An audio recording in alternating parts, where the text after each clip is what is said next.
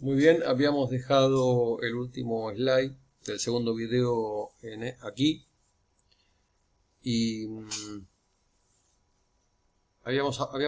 incluso les mostré un pedazo de taping o neurotaping también llamado. Se utiliza para muchas patologías, no solamente para drenar fluidos y demás, como en el caso que les decía de este hematoma que se puso, neurotaping, en general se deja hasta que se despega, y si se cuida un poco puede durar hasta una semana. Otro caso más, acá tienen un enrejado, y a posteriori cómo queda, ven cómo quedan las marcas, porque claro, se pone tan tenso. Esto tiene, vamos a sacar el papel engomado para que vean, se ve aquí cada tira, y fíjense cómo se puede estirar, ¿sí? Esto tiene una tensión del 25, 50 o 100, se calcula según la técnica, ya si es una técnica articular, ligamentaria, bueno, muchísimas cosas realmente. Pero en este caso lo quiero traer a colación porque está generando una presión externa, ¿cierto? Estamos en presoterapia, y en el caso del taping, bueno, en el caso del taping linfático aquí, o por lo menos para drenar diferentes fluidos, recuerden que ya per se los miembros inferiores tienen, estando de pie, más de medio litro de sangre venosa en la extra de lo que se tiene acostado, el decúbito, y que cuando se coloca esta cinta engomada, que tiene un efecto de succión del tejido, como si hiciera algo así, como si lo llevara hacia afuera, justamente porque la tensión que tiene la cinta hace un efecto sopapa, podríamos decirlo, ¿sí?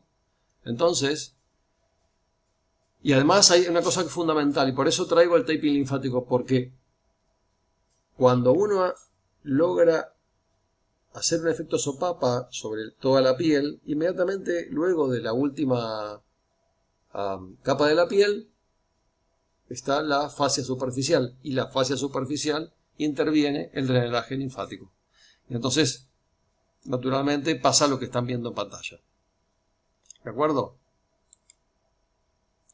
Muy bien, las indicaciones generales de la presión positiva externa, en cualquiera de sus formas, mecánica o no mecánica, intermitente, o los ejemplos que dimos, por supuesto para edema por patología venosa, edema por problemas linfáticos o linfedema llamado naturalmente, como lo hacen incluso gente que se dedica exclusivamente a esto.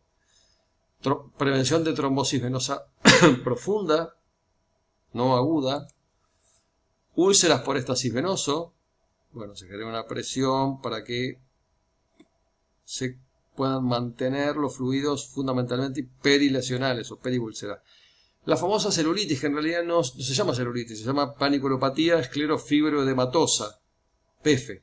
La celulitis es una infección del tejido celular subcutáneo. Esto es una paniculopatía, es otra cosa, el panículo adiposo. Control de cicatriz hipertrófica oqueloides, como pueden ver aquí, para que no sea tan elevada, tan sobresalida de la piel, tan antiestética, etcétera, etcétera. Bueno, y ya dijimos, hablamos de las amputaciones como indicaciones generales, ¿cierto? Hay otras cuestiones, acá no están los hematomas, como conté recién, como utilizando el taping linfático y otras cosas más, ¿no? O sea que esto es como una básico.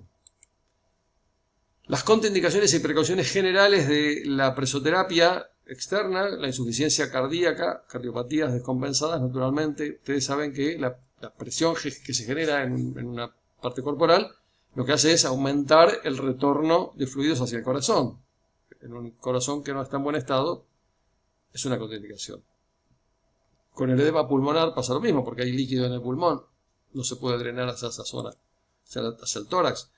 una tromboflebitis, es decir, una inflamación de una vena con formación de trombos. Se desprenden y hacen una oclusión en alguna arteria, no sé, coronaria, cerebral o qué sé yo, y la cosa se complica. Está contraindicado, naturalmente. Otra vez, la trombosis venosa profunda, pero aguda, no como prevención, que no es lo mismo. Por favor, acá quiero hacer una mención especial en esto porque no quiero que se confundan, ¿sí? Ustedes van a ver muchos pacientes internados con vendajes en miembros inferiores, por caso, sobre todo cirugía de cadera, rodilla y demás.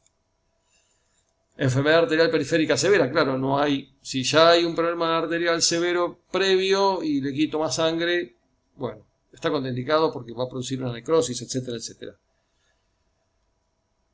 Por algún motivo X, alguien tiene una hipoproteinemia severa, con esta concentración que se puede ver en pantalla, de menos de 2 gramos por decilitro, y entonces no se hace, está contraindicado, ¿sí? Pues ya la cantidad de proteína se baja y si nosotros eliminamos más con el drenaje, bueno, la persona puede tener diferentes tipos de compensaciones.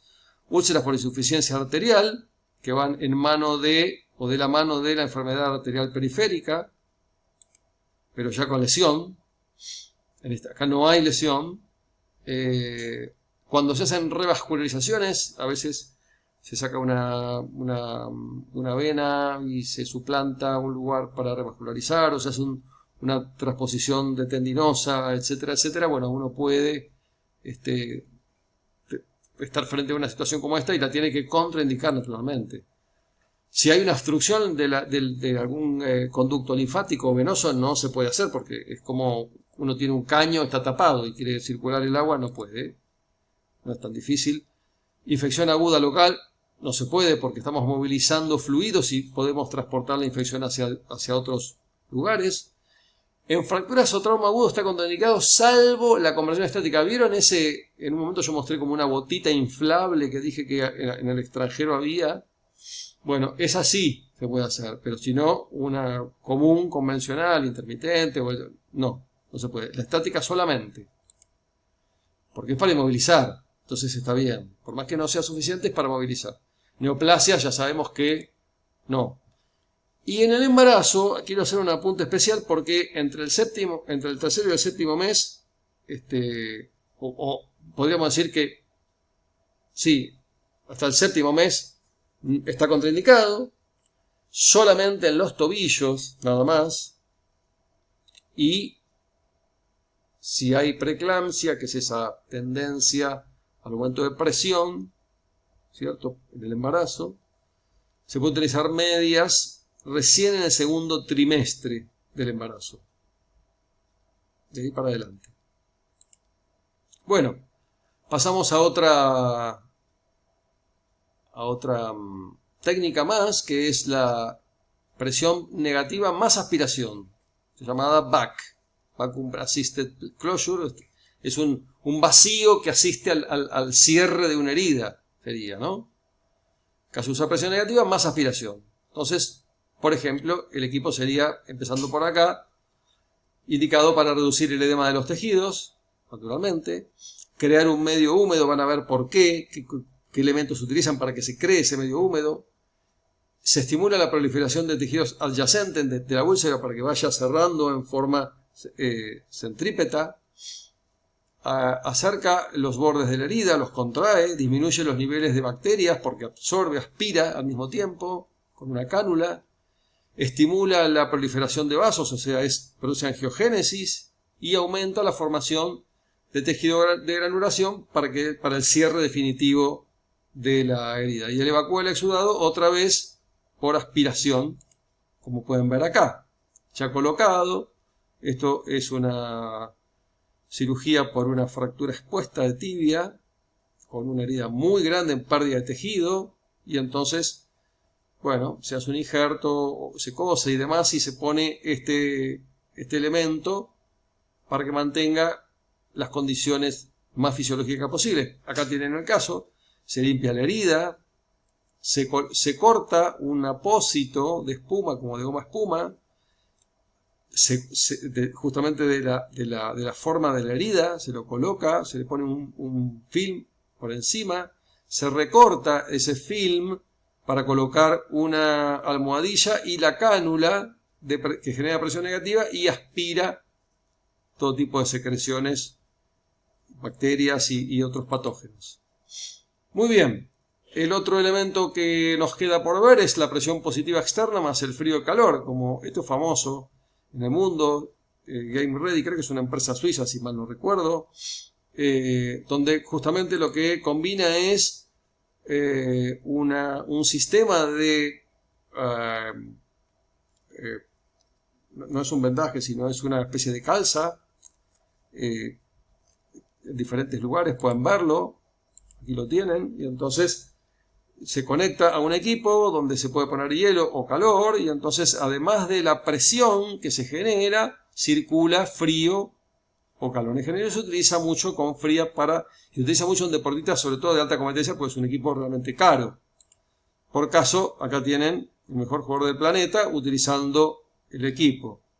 Y antes de seguir, no quiero olvidarme que el amigo Messi quería decirles algo, ¿no? Así que aprovechen que les está mandando un saludo, los está mirando a cámara y les dice esto que pueden ver en pantalla. Bien, nos queda el oxígeno hiperbárico, que no es exactamente una terapia kinésica 100% todavía, pero bueno, tenemos que saber porque muchos pacientes hacen esta terapia y tiene que ver con las presiones atmosféricas, o sea, tiene que ver con la presión, ¿no? Es una presión de aire, es una cámara donde el paciente se acuesta, se cierra, es una cápsula donde aumenta la cantidad de oxígeno de tal manera que se incrementa hasta 3 veces la cantidad de oxígeno del aire, de manera que la presión atmosférica es aumentada hasta 3 veces más.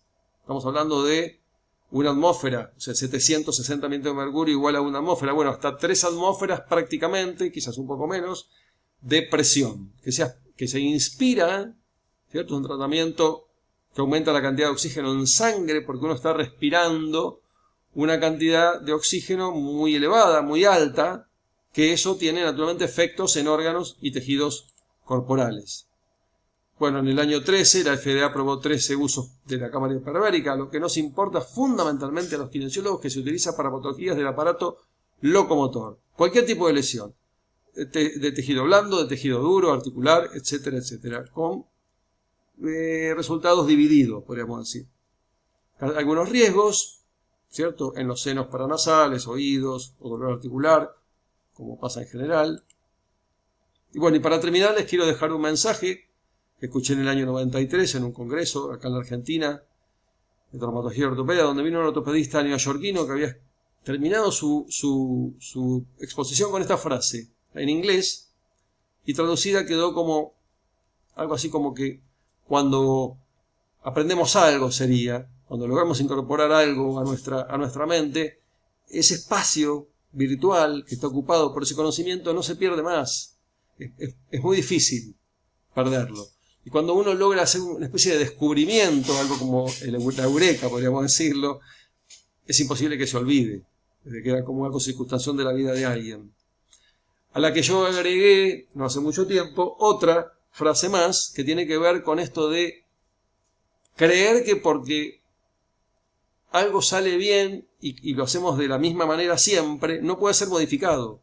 Cosa que yo considero que está errado. De manera que les pido por favor que tengan esta dinámica mental de poder cambiar cuando sea necesario. Les quiero agradecer, les dejo un abrazo, espero que se cuiden y espero verlos pronto en la escuela para compartir momentos presenciales, por lo menos. Muchas gracias.